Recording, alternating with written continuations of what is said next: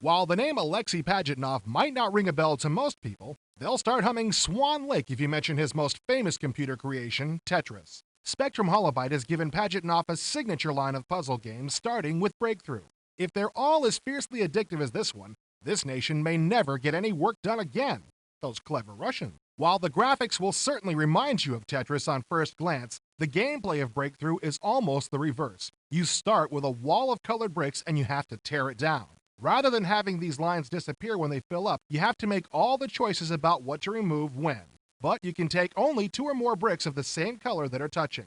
Eventually, the background picture is revealed and you can see the inspiration for the game. Your first few screens are in Berlin. These bricks march across the screen from right to left, and you can move the whole row with the right mouse button. But if you don't stop them where you want them, they're going to fall anyway, and probably where you really don't want them. If you need help with your aim, hit the crosshairs and the handy vertical lines appear. As you can see, there's a lot more to this game than matching blocks. You also have to deal with spiders who block your best efforts and soda cans that can't be matched away. They can only be blown up.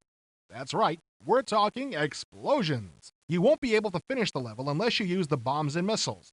So much for a nice, meditative game. As you progress through the levels, you are rewarded with lovely new cityscapes, and the Berlin Wall metaphor is soon long gone. Do you know of any major walls in San Francisco? Anyway, the music also changes to a more appropriate theme, and it's a good thing. The Doors-like theme of this screen is much more palatable than the Oompa march you're stuck with in Berlin. You may eventually just want to turn the music off. BreakThru is definitely a worthwhile start to the Pajitnov Signature series.